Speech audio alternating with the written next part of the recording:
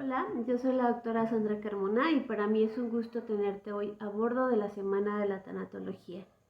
Esta semana vamos a navegar de la mano de muchos especialistas y tocaremos temas fundamentales en relación a la vida, a la muerte y al duelo para aprender más sobre cómo transitar en ellos. Espero que esta semana podamos crear un espacio seguro de gran reflexión y aprendizaje para todos y que podamos hacer crecer esta comunidad y hacer llegar la educación tanatológica a muchas más personas. Espero que lo disfrutes. Bienvenido a bordo. Gracias. Yo soy Mariana Jiménez, encargada de Dirección de Medicina Espiritual. Te damos la bienvenida a la Semana de la Tanatología. Para nosotros es muy importante que puedas contar con diferentes herramientas que puedan contribuir a tu proceso de duelo. Y deseo que todo esto que hemos preparado con mucho cariño para ti pueda seguir ayudando a que transformes ese dolor en amor. Bienvenidos. A todos los profesionales que el día de hoy dedican su vocación a la salud o a la salud emocional, queremos agradecerles su gran labor. Queremos agradecerte a ti si estás dentro de esta semana de la tanatología para encontrar mayor información para apoyar a ese amigo, a esa amiga o a ese familiar cercano que está pasando por un proceso de duelo. Agradecerte también si lo estás haciendo de manera individual porque quieres comprender de diferente manera los procesos de vida y los procesos de muerte. Pero queremos dejar este saludo muy caluroso y este abrazo muy fraternal a todos los tripulantes de la comunidad de Adiós mi barco de papel. Siempre se los decimos y hoy queremos reiterarlo. Se han convertido en los maestros más importantes de nuestra fundación porque con sus testimonios podemos ayudar a los demás del cómo sí se puede comprender, del cómo sí se puede elaborar y del cómo sí se puede sanar un duelo. Bienvenido nuevamente a la Semana de la Tanatología, un camino que abordaremos juntos, un camino de aprendizaje, de conexión y de sanación.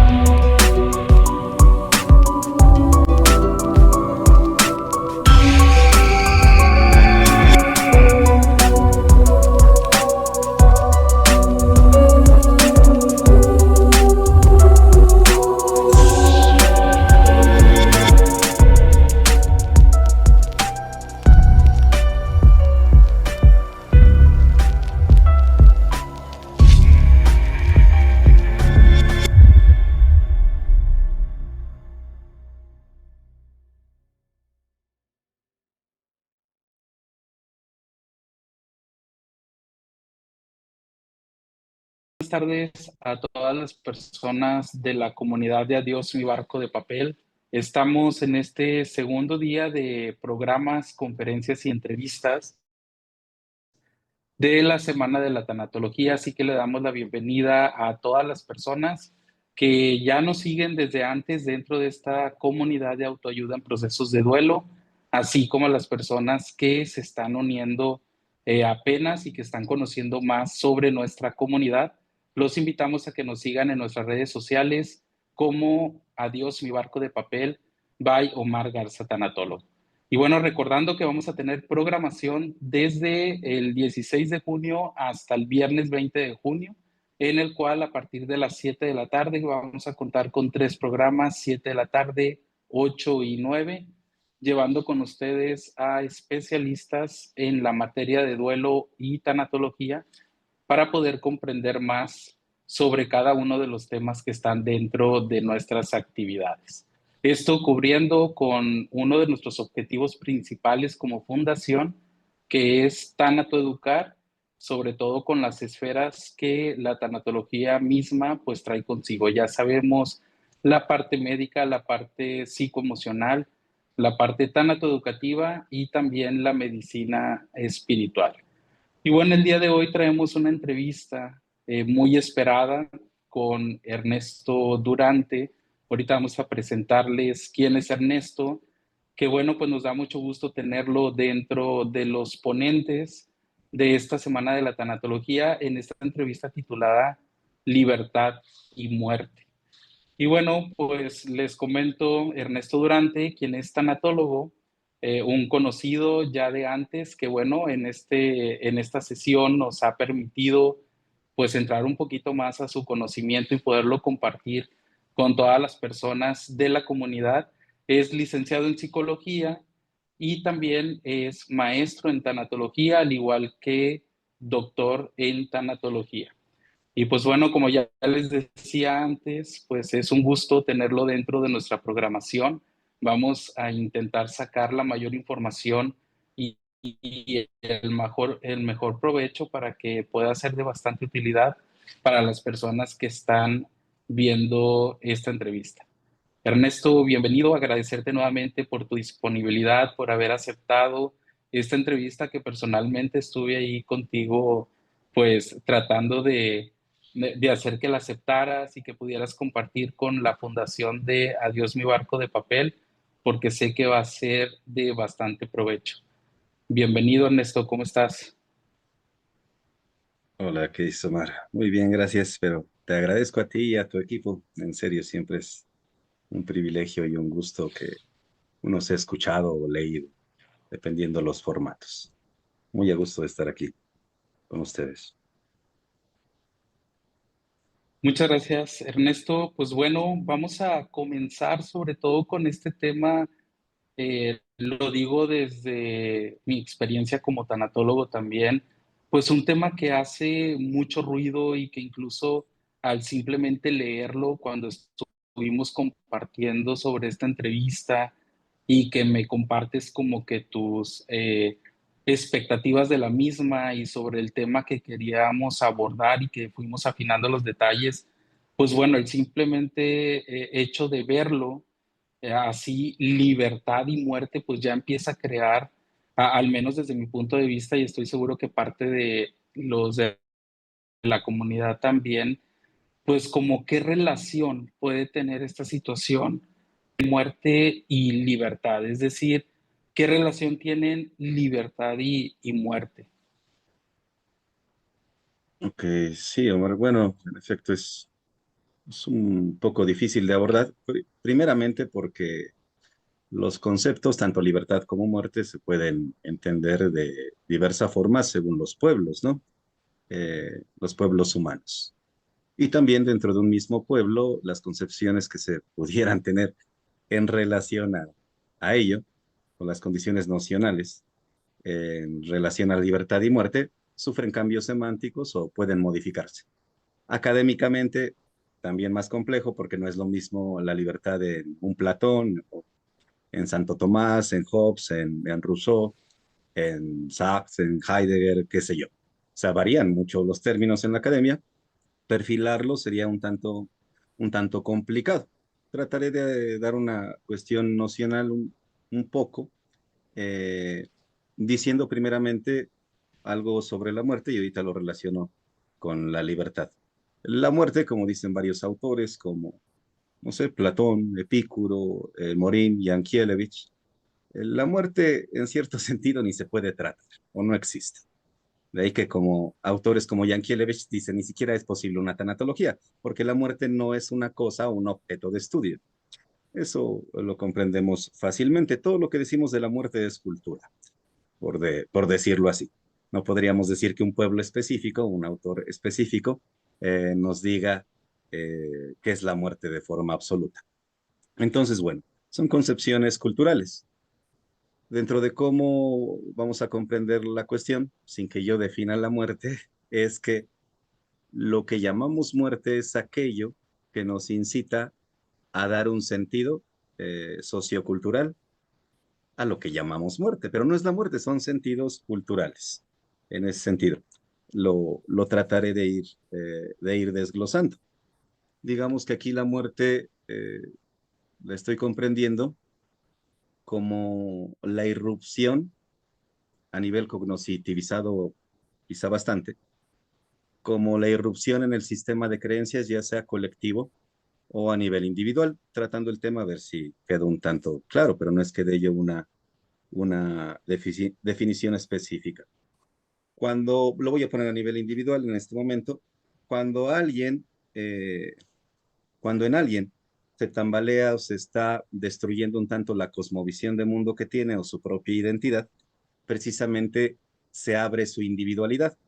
En términos populares, ya no soy tan borrego y como que ya no me guío tanto por la cultura, por mis chismes culturales, y entonces quedo más abierto, más expuesto. Hay una asociación que se da entre individualidad y libertad. Básicamente, autores como Peter Berger en sociología, si alguien va a aceptar la libertad, está incluida ahí la individualidad. Y a la inversa, si alguien se va a decir que es muy individualizado, por tanto es más libre. Vamos por ello, vamos a tratar de explicar esa cuestión cómo la individualidad o individualización nos abre al horror a la muerte. De a poquito, a ver si va quedando claro. Y en cuanto a la libertad, yo tiendo a entenderla más a lo griego o como un Durkheim. Digamos que la libertad en una condición como mediana, no tan grotesca o exagerada, trátase como de conseguirse internalizando normas, pero que te permitan ser crítico, o normas sanas. Eso sería una libertad más o menos a lo griego y a la Durkheim. Por ahí, bueno, en mis ilusiones como que tiendo a entender así la libertad. No una libertad a la Nietzsche, que quítate la cultura y quédate como animal, no ese tipo de libertades, sino que la libertad se consigue siendo bien socializado y que tengas un pensamiento crítico, no que te quites la cultura precisamente. En tanatología se frecuenta mucho la relación de libertad y muerte, más desde focos de filosofía existencialista o de psicoterapeutas de corte existencial. Los hay life, por ejemplo, como Víctor Frank o Yalom, o también se asocian mucho, nombres se dicen mucho en tanatología, en las instituciones, como Heidegger, Sartre, Camus, no sé, Kierkegaard. Trataré de evitar ese rollo, trataré hasta donde pueda, de evitar la libertad dentro de tecnicismos de filosofía existencialista. Quisiera irme más por una noción de bioantropología filosófica también, tiene esa cola, bioantropología filosófica, pero intentaré lo que más pueda no meterme en filosofadas, por decirlo así, Omar. Y a ver si con el paso de esto vamos aclarando esta relación de individuo, libertad y muerte. Muchas gracias, Ernesto. Algo más o menos entre esta explicación que das y también para que sea comprensible ahora sí para todos los que estén viendo esta entrevista.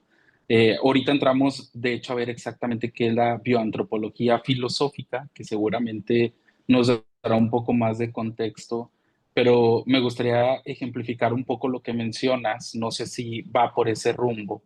La cuestión de cuando una persona vive esto que se le conoce como la experiencia de casi muerte o estas experiencias cercanas a la muerte y donde regularmente lo que te cuentan después de que sucede esto es que se sienten unas personas con mayor libertad, con mayor espiritualidad, a lo mejor conectados un poco más a la cosmovisión y no tanto siguiendo reglas a lo mejor sociales como las impone a lo mejor una religión, una institución, algo de la iglesia. Es un poco como esa libertad que mencionas, que también ahorita por ahí, no sé si tuvieras un ejemplo más exacto, que sé que va a apoyarnos mucho a entender esto, ¿qué tanto es ese sufrimiento? Te entiendo que dices la persona que se siente libre o que llega, perdón, a esa libertad,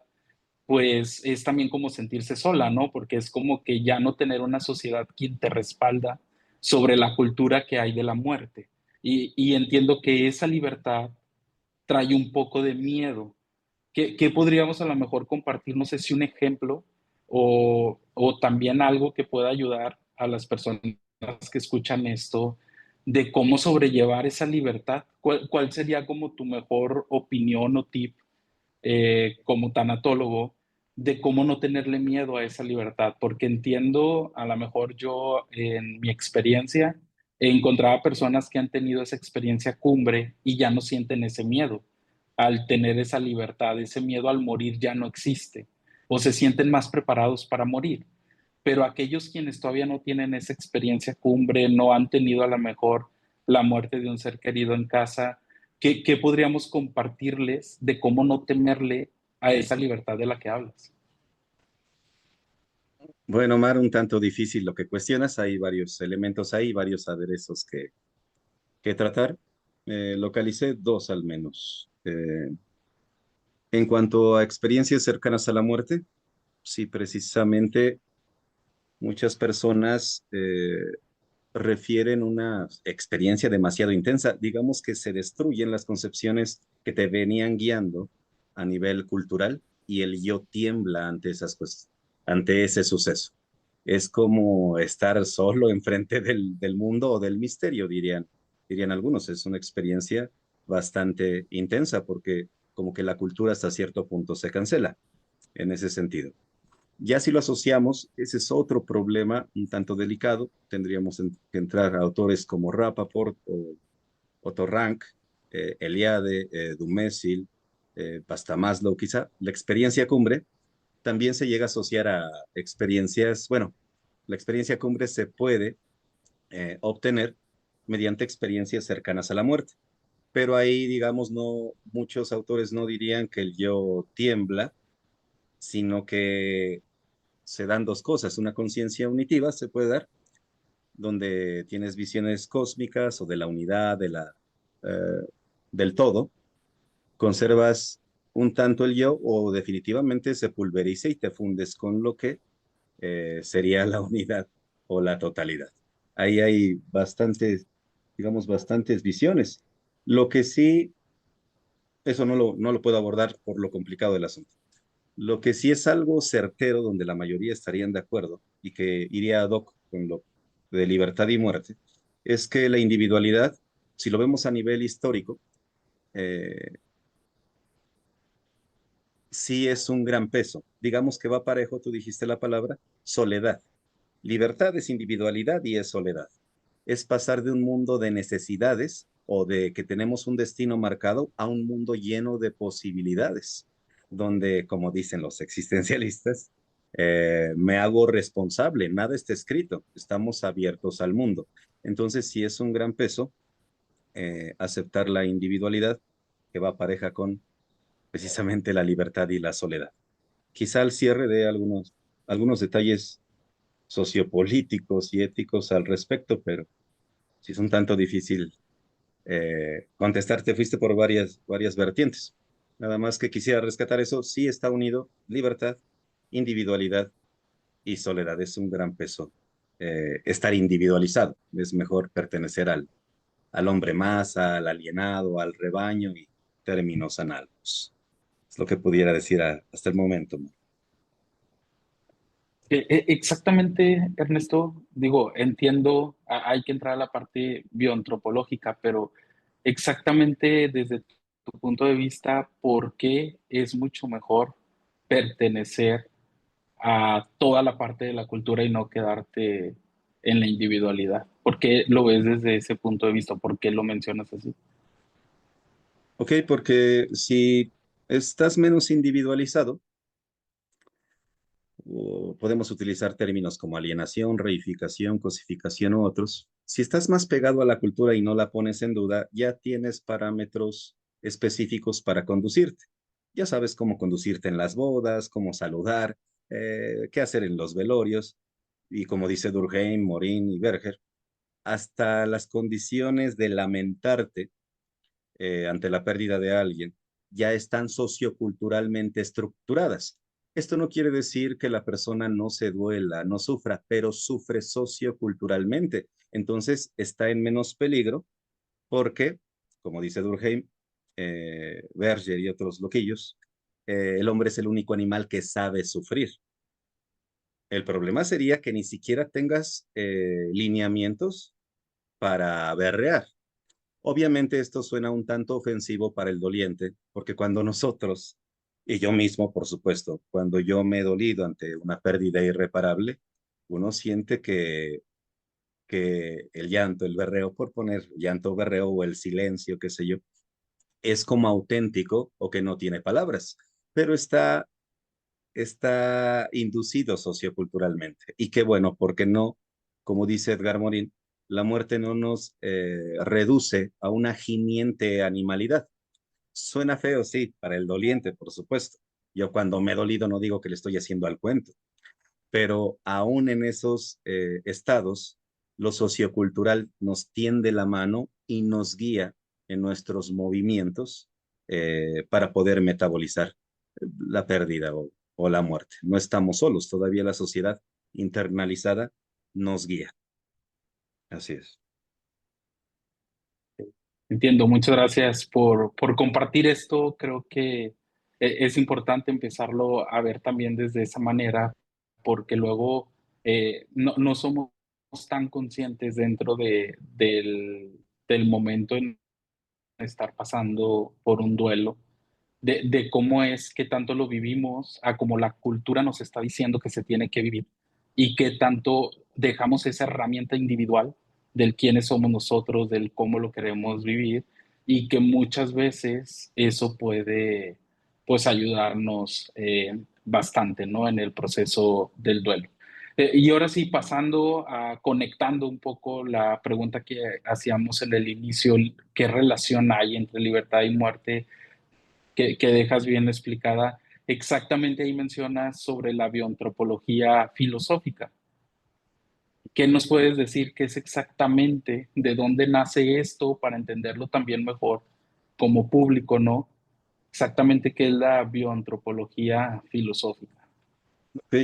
No, bueno, quizá no exacto, pero queriendo ser lo más claro posible, por decirlo así, quitémosles, vamos a quitarle la cola de filosófica y el término bioantropología. Digamos que los bioantropólogos reconocen que somos animales, tenemos una parte biológica, está nuestra fisicidad, y está el otro paso, el antropos, ¿no? Bioantropología. Y al mismo tiempo tratan de ver qué es lo que nos distingue como humanos o como especie. Entonces, es esa unión, bioantropología, lo que tenemos de biológico o de animal y qué nos distinguiría de las demás bestias o de las demás especies. Claro que muchos, aunque quizá no sean los autores famosos, sino quienes los leen o los mal leen, muchos en bioantropología tienen una exageración, exageran mucho la cultura, como si no tuviéramos adaptaciones evolutivas o adaptaciones filogenéticas, cuestión que sí dejan bien en claro que no hay que exagerar autores como Konrad Lorenz o Abel Eibesfeld, por ejemplo. Ya otros, pues que hay muchos autores ahí, está Scheller, Plechner, Helen, Morin, Lorita Mena, qué sé yo.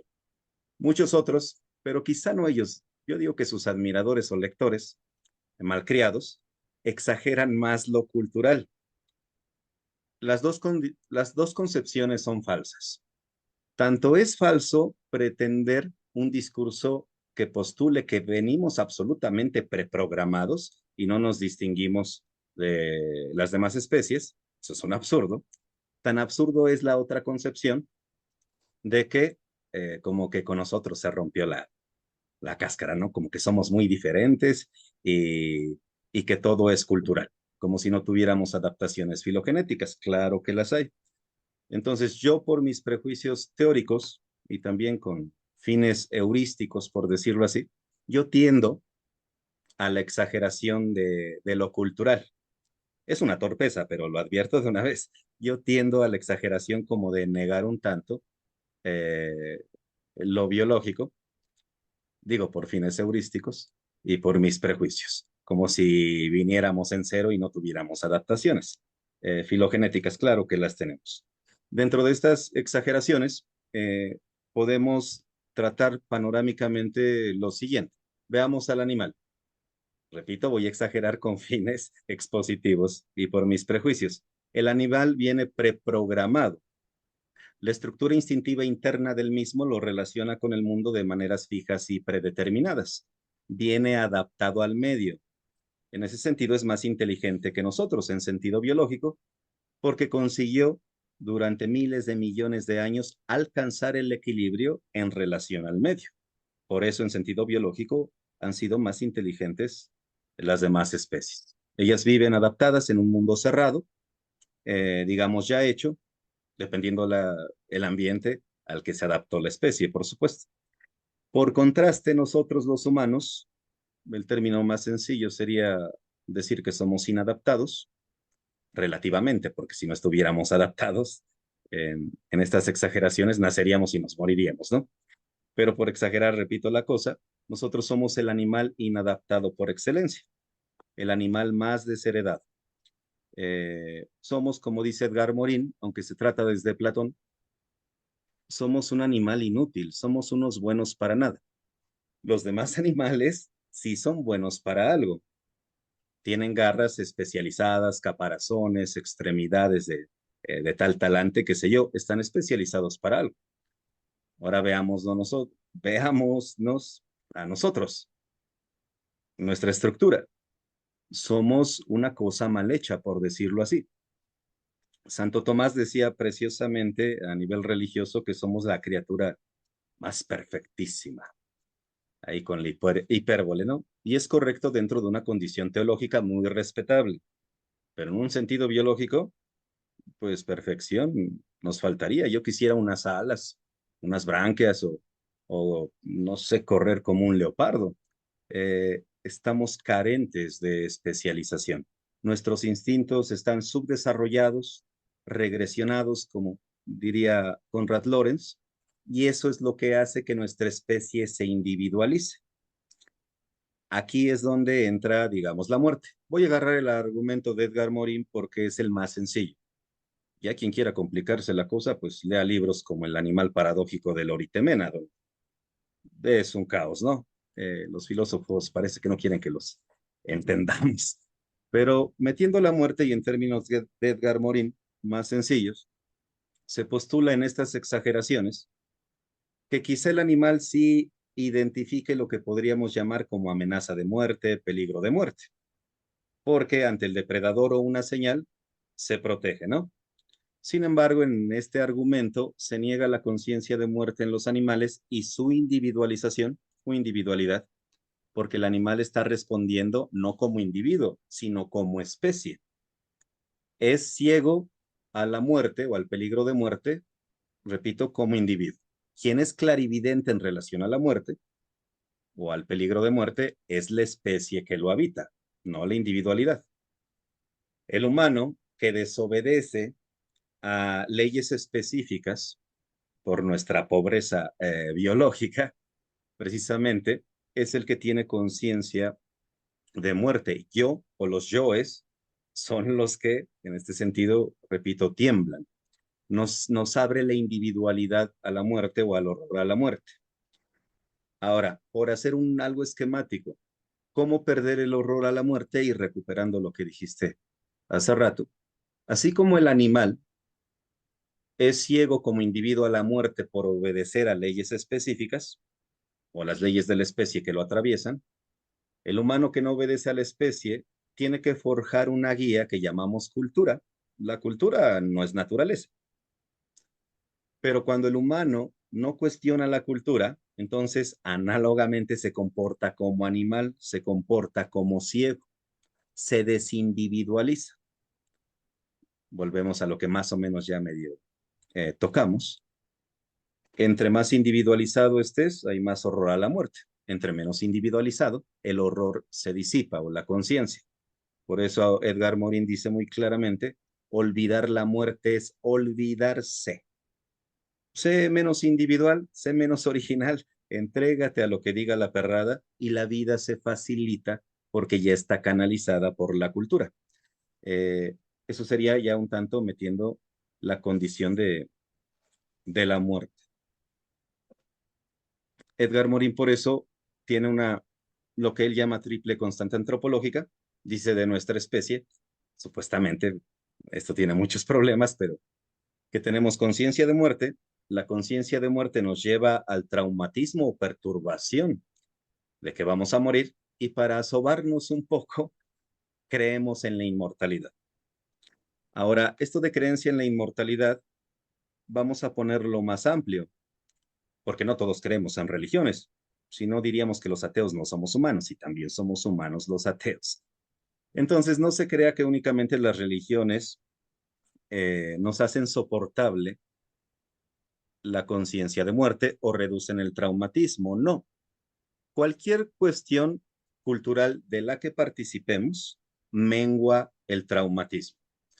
Como lo han dicho muchos autores como Le Bon, Lévi-Brühl, que así vamos a entender participación, o Freud mismo, chequemos lo siguiente. Hay una persona que cree en determinado dios o dioses, o cuestiones religiosas o espirituales. Dentro de la lógica que vamos tratando, está alienada o está menos individualizada. Ahora pongamos a un científico o a un teórico que no pone en duda la ciencia. Tiene la misma actitud psicológicamente hablando que el que no cuestiona a su dios o dioses. Los dos están participando de un sistema de creencias socialmente construido, y en este sentido no importaría si crees en la Guadalupana, en Darwin, en Freudcito, en bioantropología, no. Lo que importa es que creas en algo, no lo pongas en duda y la vida se facilita.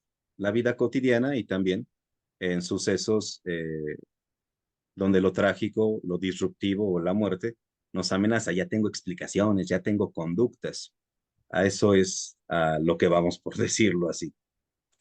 A grandes rasgos, esto sería como que nuestra protección, desindividualizarnos desde este punto sociológico, Omar. ¿Cómo ves? Ernesto, este punto se me hizo muy interesante por lo siguiente. Sabes que una de las, a lo mejor, primeras líneas de atención en las cuales nos dedicamos en la fundación y yo como profesional, pues es la atención a al duelo, ¿no? La terapia de dolientes. Y por un lado, tenemos como las personas al dejar esa individualidad y sumarse como al colectivo cultural, vamos a llamarlo, para evitar el traumatismo sobre la muerte, pues eso les hace un camino al menos un poco más sencillo que las personas que en su individualidad tienen que pensar en muerte. De alguna manera a lo mejor un poco más traumática, como lo mencionabas, ¿no? Pero ¿qué pasa cuando te vas por el lado cultural? Que yo creo que ese es el, el mayor porcentaje de las personas que se encuentran hoy en duelo, pero de golpe, de manera sorpresiva, se enfrentan a la muerte. Y pareciera que todo eso que se construyó culturalmente no cubre para todos lo suficiente. El hecho de la religión en ocasiones deja de ser lo suficiente para que el duelo sea más sencillo o para que sea menos traumático. Entonces, como el haber permanecido cegados durante lo largo de la vida sobre lo que era la muerte, yéndose a lo cultural, pues empieza a cobrar la factura cuando de manera sorpresiva, pues llega una muerte a sus familias, ¿no? O a ellos. Y la pregunta en ese contexto va más a lo siguiente: ¿en qué ha fallado o en qué han fallado las personas para que en el momento de enfrentarse a un duelo sea considerado como la peor experiencia de sus vidas, sea considerado como un estamos muertas en vida, que son frases que podemos escuchar de las madres que han perdido, por ejemplo, un hijo, o de duelos bastante clientes, como a lo mejor la pérdida de una pareja, un esposo? Prácticamente desde tu punto de vista entiendo que sería una opinión personal, pero la sociedad hace lo suyo, la sociedad construye esas religiones, esas iglesias, como para mantener esas herramientas ahí. Pero cuando eso no es suficiente, ¿en qué crees tú? ¿Cómo podrías decir que las personas fallamos al momento de irnos a la parte cultural y no en buscar nuestra individualidad? Ok, a ver, suponiendo que comprendí bien, no es que fallemos. Desde un punto de vista, vamos a poner, desde un punto de vista sociológico, quien está fallando es la cultura en el sentido de no imponerse fuertemente a las individualidades para no ser cuestionada. En ese sentido sociológico falla la cultura. Si nos vamos a un sentido psicológico o medianamente psicosocial, no es que fallemos como individuos cuando ya no, cuando hemos puesto en duda la cultura. Todos estamos expuestos. La cultura es un artificio construido socialmente. Entonces todos, como dice Alfred Schutz, todos hasta nuevo aviso, estamos protegidos, o como dice Luis Duc, la cultura provisionalmente nos conduce, pero siempre provisionalmente porque pueden haber sucesos de muerte explícita o más a nivel abstracto como cambio, variación, catástrofes, qué sé yo, que pongan en duda la cultura que tienes internalizada. Pero todos no es que fallemos, o sea, somos indefensos día con día en nuestra intersubjetividad y con el trabajo material e inmaterial, sostenemos nuestras ficciones culturales, pero nadie está a salvo.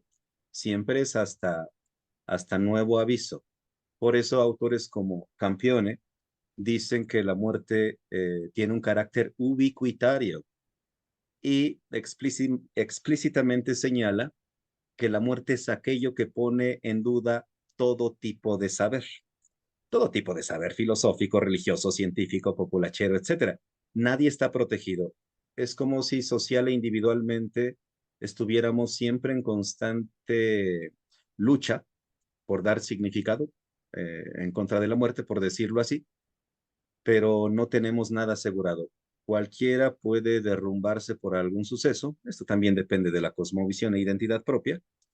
Y ya ahí, pues para restablecerlo, dependiendo de la sociedad, tenemos chamanes, tanatólogos, psicoterapeutas, sacerdotes, ya más socialmente, se nos puede volver al sentido del cual dudamos, o se nos puede convertir a otro sistema de defensas, cognitivamente hablando, o de creencias mediante los cuales volvamos a adquirir sentido, orden, una lógica para nuestras vidas, pero siempre va a ser, de todas maneras, hasta nuevo aviso, no va a ser absoluta. Así lo pensaría, Omar. Muchas gracias, Ernesto, por compartir esto. Fuera de lo cultural y social, de lo que llevamos hasta ahorita, ¿cómo podríamos llevar todo esto de términos filosóficos, antropológicos, bioantropológicos, a una Ujú. manera psicológica? De manera psicológica. Ok, hay varias vertientes ahí también, pero bueno. Recordando una posición cognitivizada, ¿no? Algunos autores van a decir, a ojo de buen cubero, que, que se tiene conciencia de muerte y por tanto de individualidad alrededor en un parámetro de 7 a 9 años. Estaríamos hablando a lo Piaget de operaciones concretas. Si vamos por esa vía, pues estaríamos implicando que el humano tendría que tener concepciones como de la muerte como irreversible, la universalidad y la no funcionalidad para decir que ya se siente horror cuando tenga esas, cognitivamente hablando, esas concepciones en torno a la muerte. El miedo a la muerte nacería cuando se tienen esas concepciones, a nivel muy cognitivo, por decirlo así. Si nos vamos a otras posturas a nivel psicoanalítico, muchos dirían, como Otto Rank, que desde el nacimiento hay registros que denotan miedo a la muerte o desde la pérdida o angustia por el objeto que se va a perder o condiciones de simbiosis con la madre, qué sé yo. Hay varias formas de abordar el asunto que no serían sencillas, pero tratando un tanto de asociar lo cultural, no lo voy a dejar, con lo psicológico. Por ejemplo, vamos a meter la concepción de libido, o dígasele amor, como se quiera, amor, deseo o libido. Hay dos tipos de libido: libido objetal, el amor que doy a las cosas, al mundo, y libido narcisista, el amor propio, ¿no? En este sentido, chéquense cómo esto se ha registrado bastante. Los niños que han sido sentenciados mediante determinado diagnóstico, eh, que ya presagia una muerte no lejana, sino próxima, los niños no suelen preocuparse por, eh, como si tuvieran horror o miedo de morir ellos. Se preocupan por su bici, por su abuelita que va a ser, por su mamá, por sus sábanas, sus juguetes, qué sé yo. En un sentido psicoanalítico, como son más dependientes y la libido está más en la madre, vamos a suponerlo así. Es decir, su yo, su mundo está afuera. Le presupone más angustia, no una muerte como amenaza directa, sino que se muera mi madre o que yo pierda mi bicicleta, qué sé yo. Ahora, volteando la cosa, si yo tengo más libido narcisista, pues el mundo me importa poco, tengo más miedo a morirme yo, en ese sentido. Entonces, de alguna forma opera el miedo a la muerte, si tomamos aquí la libido, tanto si está para afuera como para adentro, por decirlo así. Si lo ponemos a un nivel de adultos, a mí no, yo no tengo miedo a la muerte, pero tengo un chaval, tengo mucha libido en él. A mí me importa que le pase algo a él. Yo ya no. Y si me importa que me pase algo a mí es en referencia a él, porque tengo mucha libido depositada. De cualquier forma, el miedo está tanto si colocas allá o acá. Tratando de poner un ensamble entre Durkheim y Freud, entre lo sociológico y la psicologización, una persona se puede llegar a suicidar por la patria, porque está participando o alienado por la patria. Y también en el sentido psicoanalítico tiene mucha libido posicionada en la patria. Ahí ni siquiera hay desorganización cognitiva ni desespero, no. La persona está bien culturizada y tiene el afecto depositado en una cuestión. Se puede ahorcar, se puede matar, darse muerte por mano propia sin algún problema, porque va conducido por la cultura.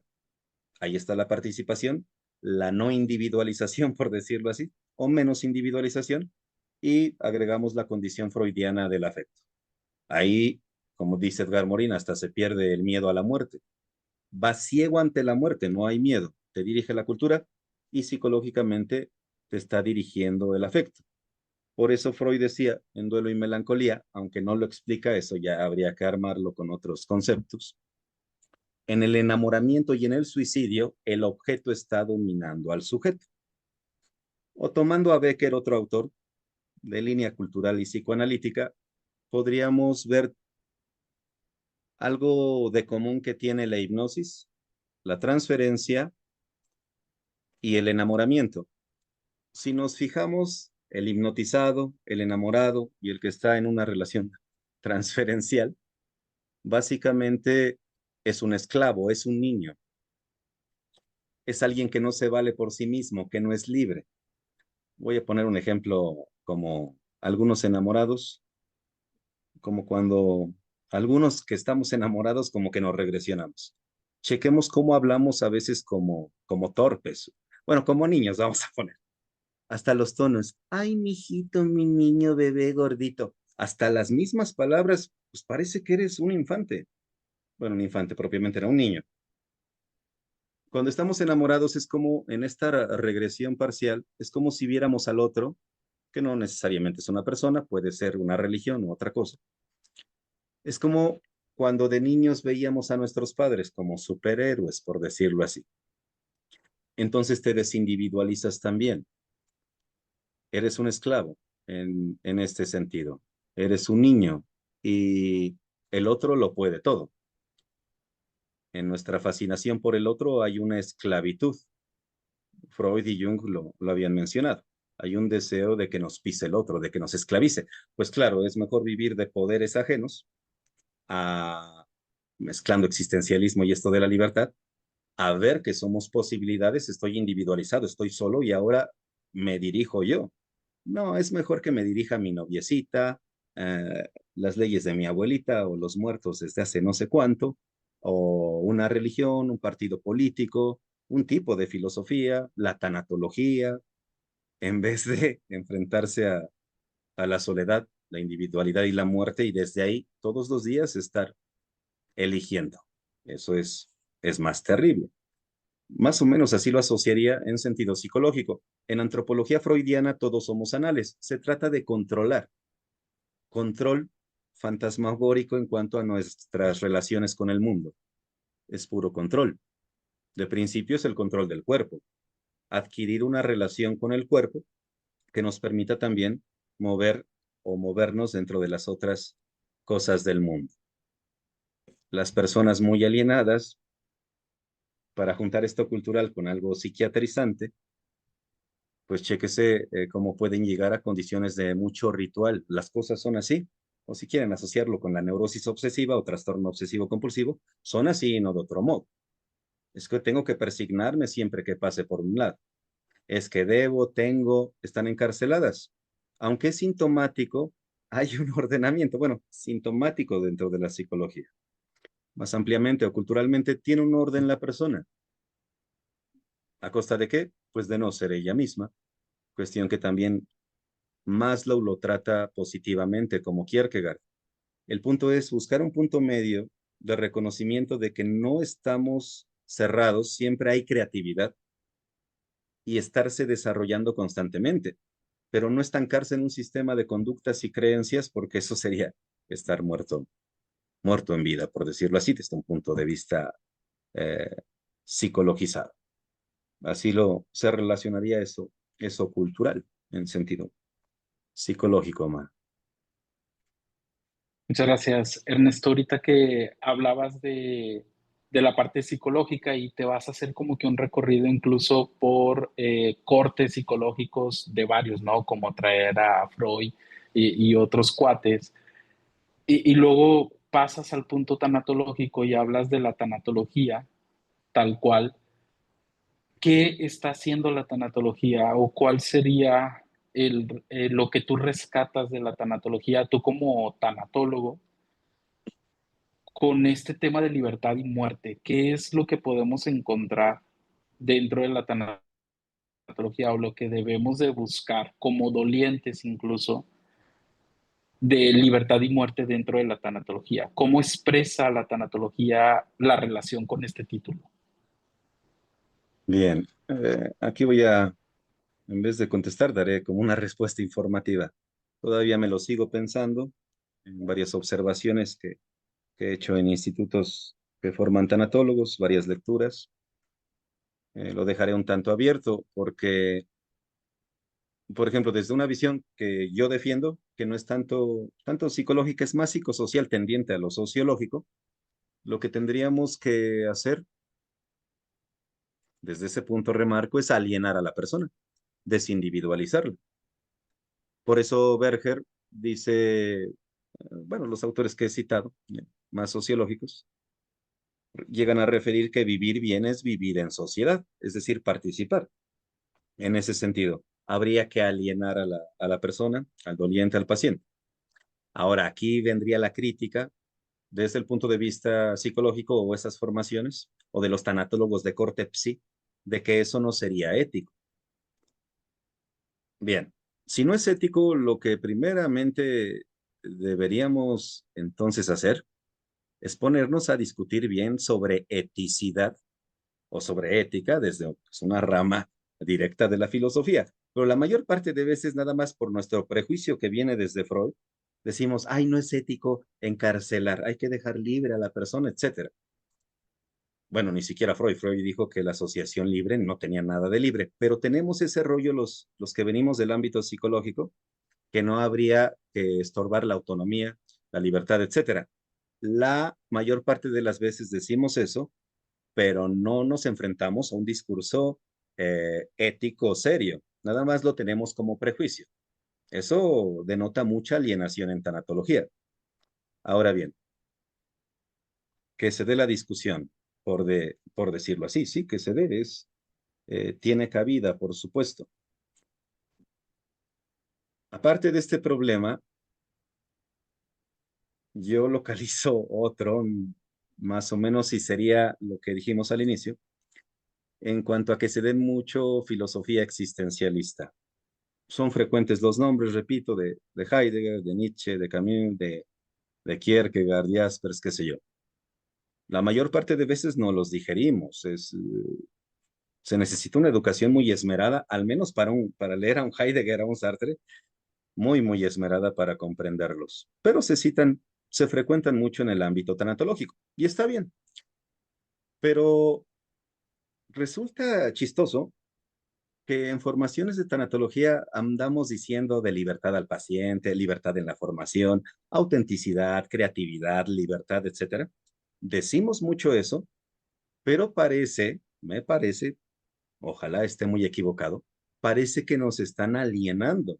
Es más, algo bien chistoso dentro de formaciones que, que siguen con la bandera de libertad e individualidad, es que al mismo tiempo, y es clásico en tanatologías mexicanas, dan condiciones de religión. Y no es un pecado que se den condiciones teológicas o religiosas o espirituales, pero las cosas que se tienden a dar en estas tematizaciones de trascendencia son términos como ser, esencia, la trascendencia misma, cuestiones diametralmente contrarias a los discursos de libertad que se postulan en el existencialismo. Y entonces ahí va el tanatólogo predicando, como diría Peter Berger en su esquizofrenia creativa, al mismo tiempo la libertad, la soledad, la apertura a la muerte, a la creatividad, evolución, etcétera, y al mismo tiempo habla de que hay una esencia, que hay un destino. Eso está choqueando en formaciones a los candidatos a profesionalizarse en tanatología. Bueno, quiero remarcar respeto a todas las religiones. Estoy hablando de dobles discursos ahí que no hemos sabido quizá distinguir o no hemos sabido, dado caso, digámoslo así, como ensamblar. Una posición, hasta cierto punto posición, porque son observaciones provisionales las que tengo. Aunque muchos critiquen cuestiones socioculturales como las que hemos tratado, creo que en tanatología muchos profesionales, si es que se puede nombrar así, eh, no están fomentando la libertad, ni la creatividad, ni la individualidad, sino que están ofreciendo recetas petrificadas, sean seculares o religiosas, no importaría, mediante las cuales alienan al paciente. Eh, Ahora, esto también tiene que ver con el paciente, o el doliente, o, bueno, los términos que se prefieran, cliente, qué sé yo. ¿Por qué? Porque lo voy a unir con existencialismo. La persona que ha sido afectada por la muerte o por una ruptura, o cuyas creencias ya se tambalearon, tiende precisamente a que se le aliene. Es más, el paciente que ha sido afectado por la muerte está en una posición muchísimo más humana existencialmente hablando que el docente o erudito o profesional en psicoterapia que cacarea nada más ideologizado el discurso de la libertad, etcétera. Es más, repito, existencialmente hablando, está más cerca el paciente por su afectación que el que ya se cree un sacerdote de la muerte con la receta absoluta. Y eso viene a ser un problema, porque tiende a ideologizarse por la tendencia del paciente al equilibrio, pero no se están consiguiendo en él de forma humanizante un estado de psiquismo ya en el tratamiento o en el acompañamiento, donde se reconozca la cultura, pero que no es estática, sino que sale el paciente cacareando términos como, y no es que sean fenómenos que no existan, pero ya todos hablan lo mismo.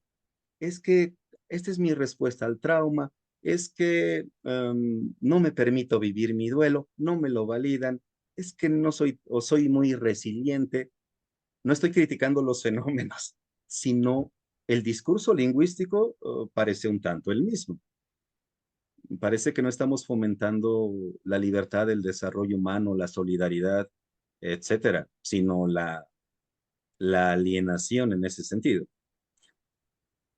Hay otras cuestiones terminológicas. Creo que acabo de decir una. Dije, eh, no te permites o no me permito vivir mi duelo. Eso es gratuito porque más bien la expresión negar mi duelo es una expresión del duelo mismo. O cuando decimos respuesta al trauma, como si fuera un ente ahí afuera, como si fuera mi vecino y yo me asomo, ay, vi el trauma y, y respondo. Hay condiciones ya más de tratamiento lingüístico que habría que discutir también, pero me parece que estamos ideologizando en muchas formaciones, ¿no? No estoy hablando de todos, a lo mejor esté mal mi observación, mis lecturas, los institutos a los que más o menos he chismeado, pero si vamos por ahí, sí está siendo un grave peligro, Omar. Así es. Y me gusta mucho esta pregunta y con la respuesta que tú nos das, porque esto pareciera más como un llamado a los tanatólogos y que me agrada aparte, tanto por los tanatólogos que son parte de la fundación, como también dentro de los oyentes a esta entrevista, seguramente hay profesionales de la tanatología y pareciera que esto, pues es algo que, al menos como lo decías en México, pues está sucediendo con tanta escuela tanatológica, con tanta, a la mejor variedad,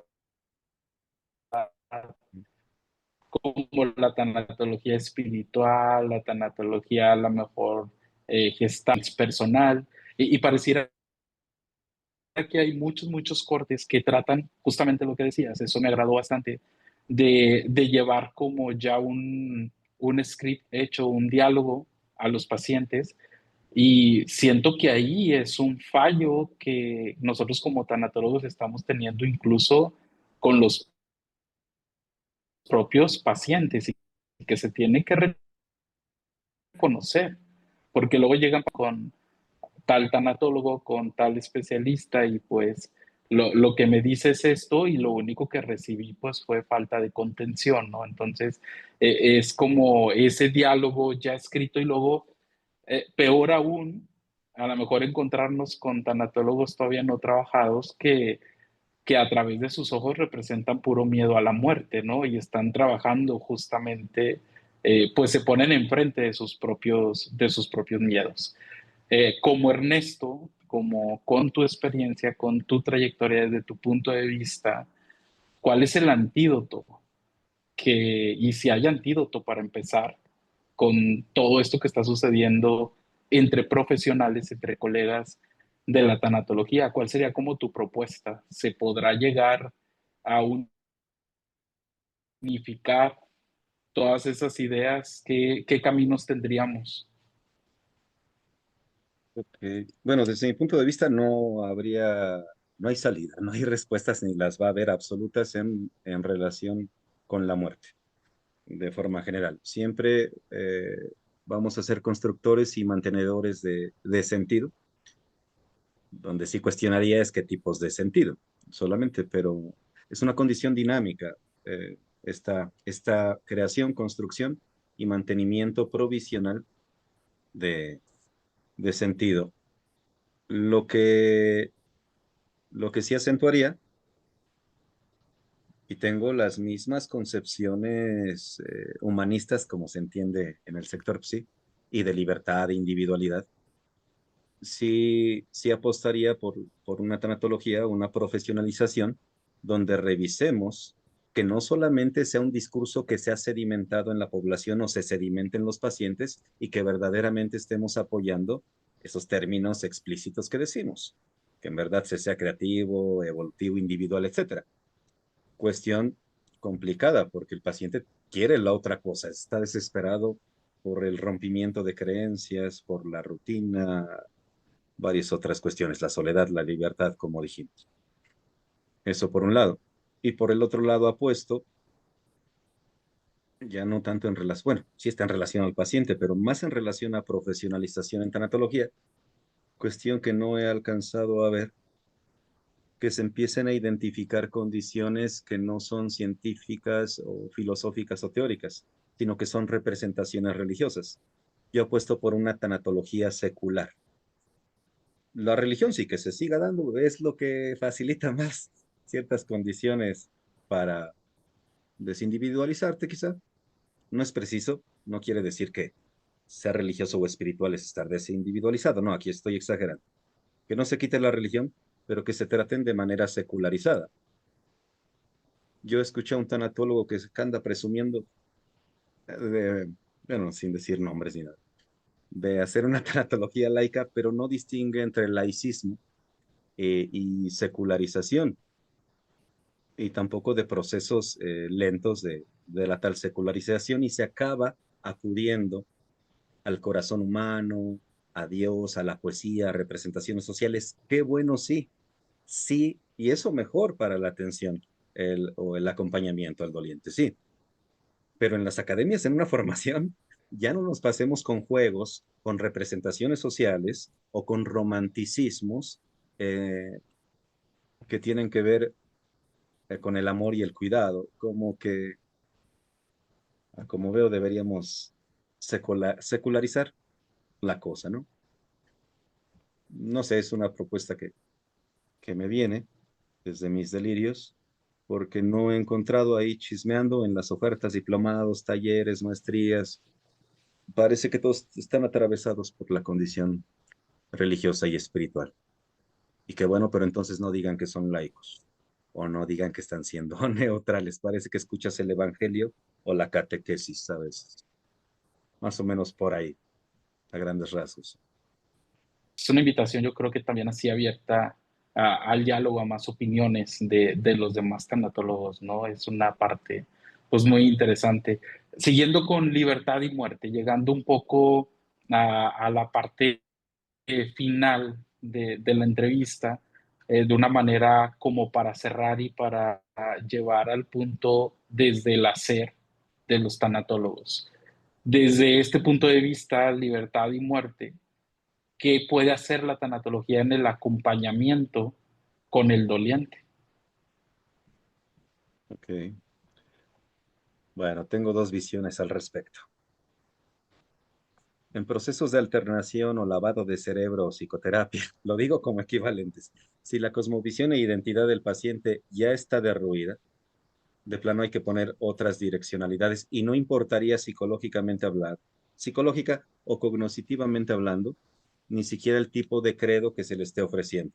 La tendencia al equilibrio por parte del doliente va a ser lo suyo.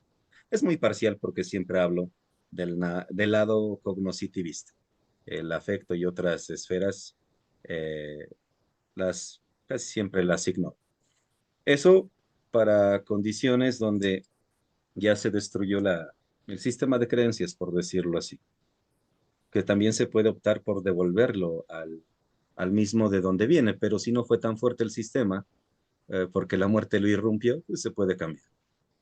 En otro sentido, para quienes todavía sostienen su cosmovisión e identidad o cultura internalizada, pues respetar precisamente dicha cultura, si es ateo, budista, religioso, qué sé yo, direccionar hasta cierto punto, acompañar en otros sentidos, yo casi siempre me voy al cognitivo, pero transmitir también, yo lo considero humano y humanizante, no algo absoluto, sino que de alguna manera en el ejercicio o espacio psicoterapéutico, en pos de la creatividad y la libertad, y de la pasión y el disfrute por la vida, de esto que es muy intenso como individualidades que somos, no se cancele el mundo del paciente mediante una receta.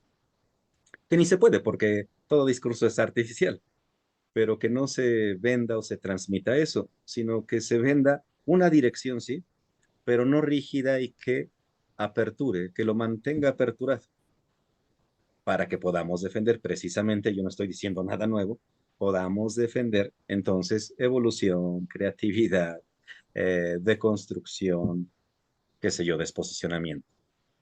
Iría por ahí. Es lo mismo, digamos, que postularía una atención humanizante. Sí, Omar. Muchas gracias, Ernesto. Una pregunta, digo, ahorita la dejé un poquito para el final, aprovechándote porque pues no es de siempre poderte tener aquí en una entrevista y con el conocimiento que tienes, esta parte, como se pudieron dar cuenta las personas que están oyéndote, una cuestión de mucha investigación, de ir hasta los puntos filosóficos, contrastarlos con lo contemporáneo.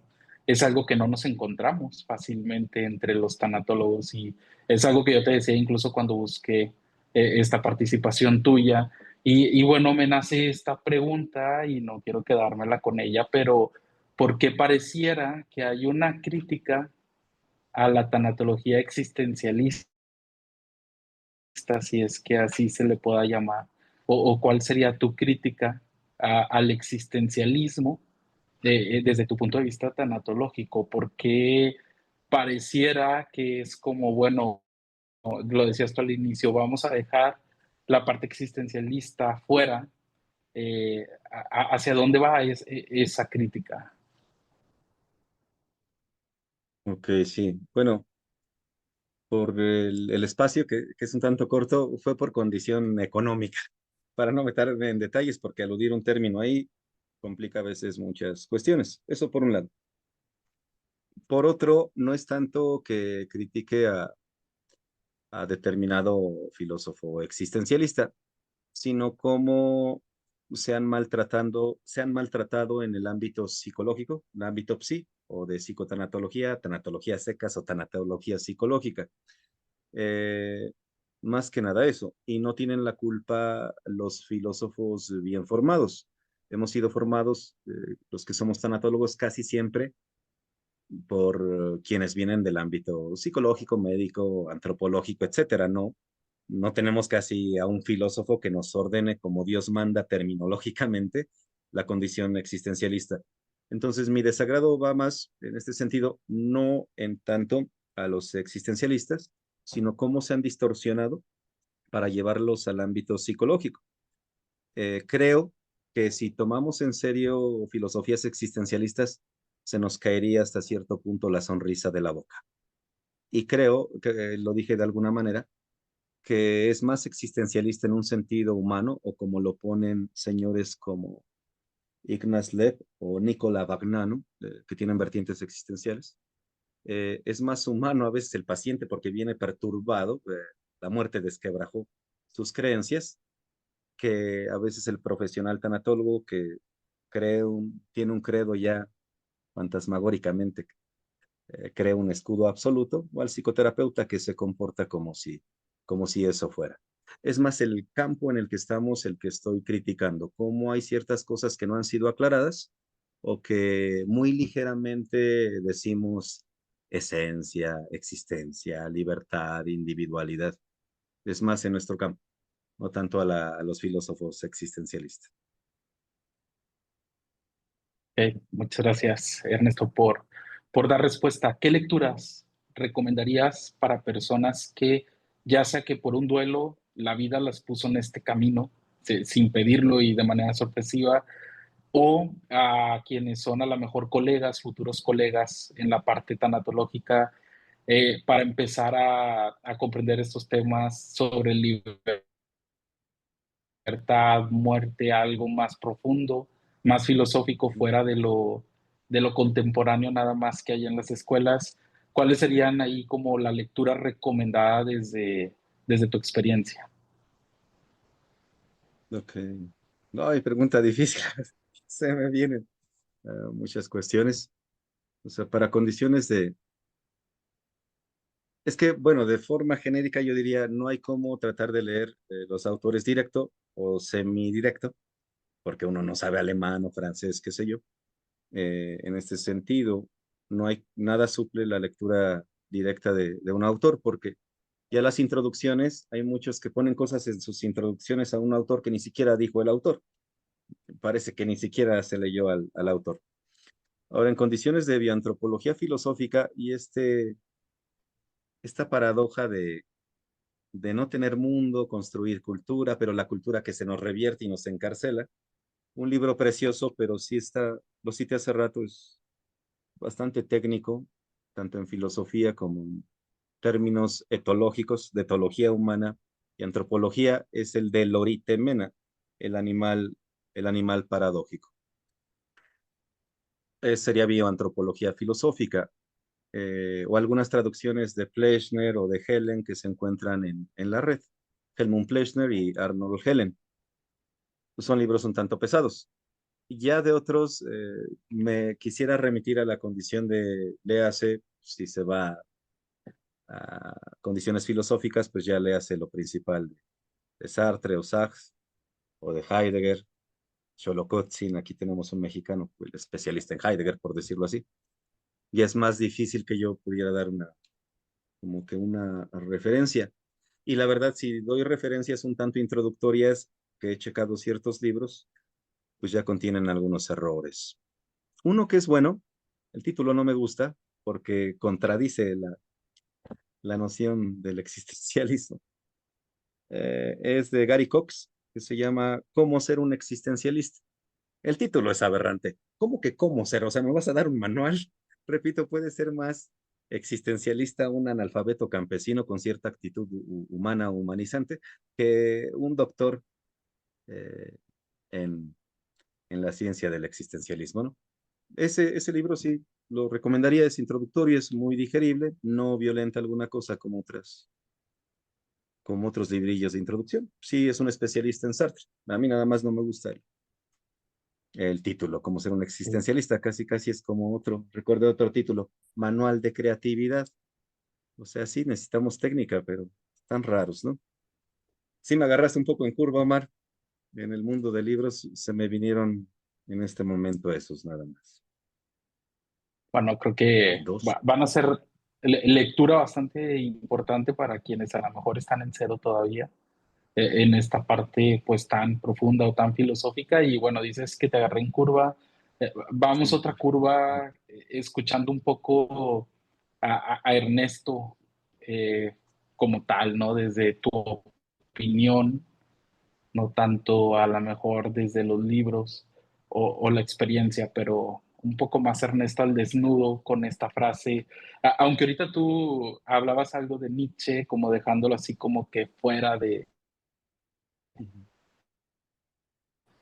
de a lo mejor lo más profundo, pero ¿qué es? Vamos a ir a lo más popular, ¿no? Dios ha muerto, nosotros lo hemos matado. ¿Qué dice Ujú. Ernesto a esa frase? Vamos a hacer un guiño para la gente de la comunidad para escuchar Ujú. tu opinión sobre esa frase. Ok. Bueno, a grandes rasgos, postulo y siento, pienso, veo que es la frase en relación a las religiones está sobrevalorada. La mayor parte de la población mundial sigue creyendo en religiones y dioses, y más en siglos donde la modernidad y posmodernidad o la multiculturalidad nos confunde más. Por eso nacen muchísimos gurús en esta época, no precisamente de orden occidental. En un sentido social, muerte de Dios se llama a los procesos de secularización por condiciones como el Estado democrático, libre mercado o redes sociales, etcétera. Hay un declive supuestamente de las religiones o espiritualidades. Eso no es cierto. Más parece lo contrario. Está sobrevalorada esa cuestión. No nos ha hecho seculares y menos en campos como el nuestro, donde los temas están profundamente emocionalizados o sentimentalizados, que yo prefiero como alumno o como paciente que se me diga que mi mamita me está esperando en otro lado, a tratar una idea, me voy ahora a los académicos, no con el paciente, a tratar una idea como teórica o científicamente se debiera tratar. Creo que no nos hemos secularizado, menos en nuestro ámbito, no hemos matado a Dios y no necesitamos matarlo, pero sería mi opinión, no nos creamos que estamos secularizados. Como dice Vincent Thomas, son poquitas, poquísimas las personas que en verdad no creen en religión o espiritualidad. Es un sector muy, muy, muy pequeño. Eso en cuanto a religión, pero muerte de Dios también se asocia a ciencia y filosofía. Como dice Unamuno, si ya nos burlamos de los dioses, pues ya nada más el otro salto era burlarnos de la ciencia y de la filosofía. Estamos en un caos donde eh, nos postulamos casi en nuestras formas de vivir como relativistas, nihilistas. Creo que estamos confundidos, académicos, población en general, y creo que por eso hay tendencias o movimientos contramodernistas, pluralizadores y contraseculares. Cuando hay confusión ideológica, se comprende históricamente que conviven escépticos y fanáticos, como dice Berger, en una misma sociedad, y hasta se convierten unos y otros, en otros, perdón, con una, con una predicción eh, probabilística increíble. Y ya tratando la muerte de Dios en un ámbito humano y que nos correspondería mucho a los que cacareamos en tanatología, yo también lo cacareo, creatividad, evolución, rompimiento de paradigmas, etcétera. No cualquier persona, y por eso creo que no estamos transmitiendo la vivencia, sino que nada más es un discurso que hemos sedimentado o contribuido a que se sedimente. No cualquier persona es creativa. Eso te desposiciona, son formas de vivir, formas de relacionarse.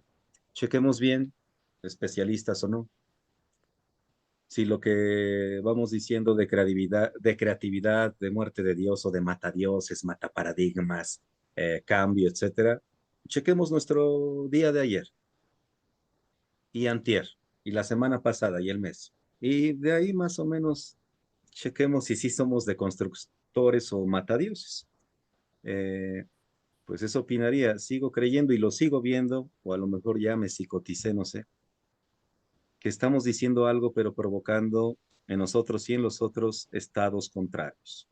Puedo estar equivocado, ojalá sí, pero así lo veo, Omar, mi opinión muy general, esto de andar matando dioses, creencias. Muchas gracias, Ernesto, por compartirnos desde tu punto de vista esta frase. A A ti, final de Omar. cuentas, es una frase muy, pues a lo mejor ya ahorita podríamos decir muy usada, pero que a lo mejor no todos le dan esa profundidad filosófica que en su momento seguramente pues Nietzsche quiso compartir, ¿no? Y esta crítica pues muy importante. Ernesto, quiero agradecerte personalmente por haber atendido esta entrevista, agradecerte al nombre de la Fundación de Dios Mi Barco de Papel.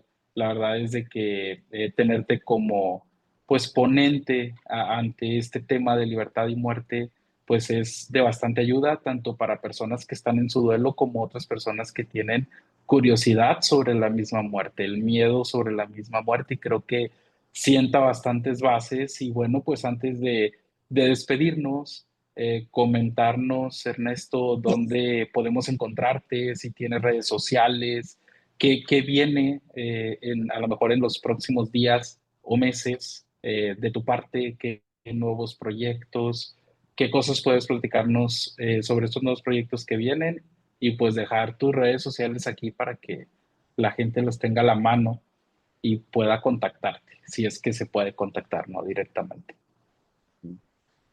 Muy bien, Omar. Bueno, primero no, el agradecimiento hacia ti, mío. Muchas gracias Gracias. por el espacio y también revisando la programación, que bueno, quiero remarcar que tengo una posición, pero no quisiera que se escuchara como una condición como de denigrar otras posturas. Hay un florilegio de vertientes o de enfoques desde los cuales se pueden hablar estos y otros temas, ¿no? Gracias por la apertura. Y pues bueno, sí, te agradezco también. En Facebook, simplemente mi pobre nombre, Ernesto Durante. Ahí me pueden encontrar o en Instagram.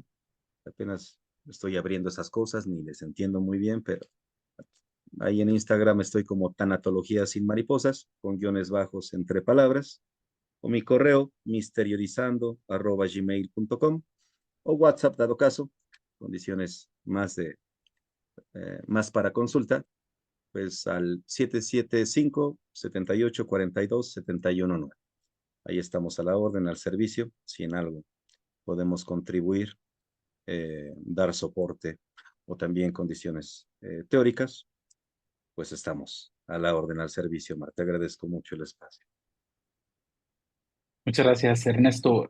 Pues no nos podemos ir sin ese tema, pues bastante también profundo, tanatología sin mariposas, cuando todo lo que vemos de tanatología está, pues, enmariposado. ¿A qué se refiere Ok. esta página acá?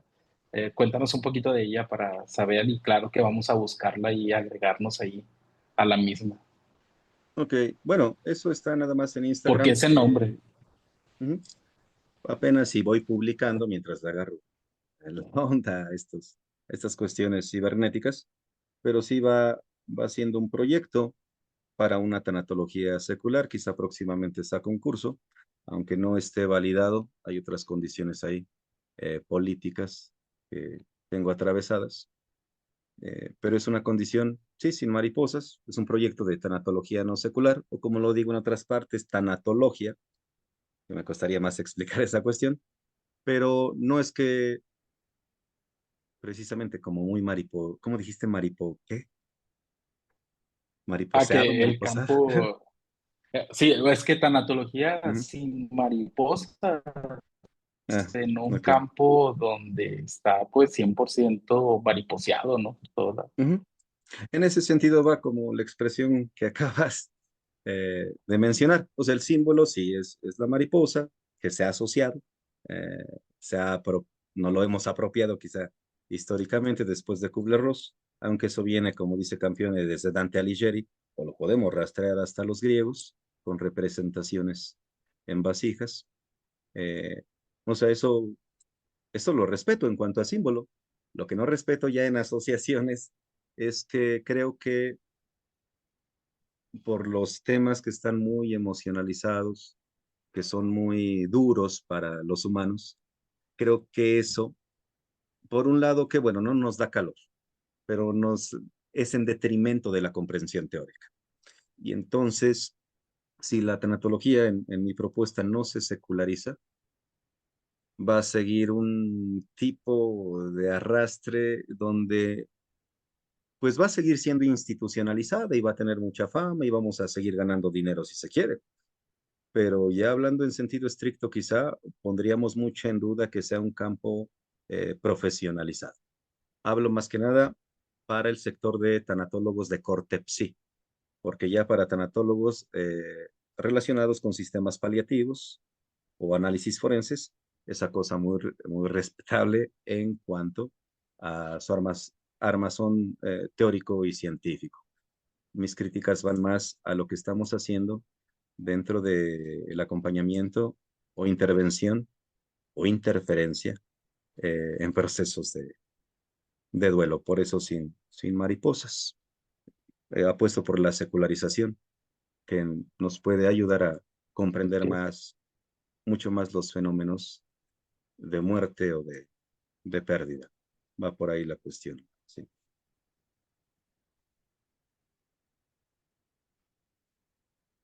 Interesante.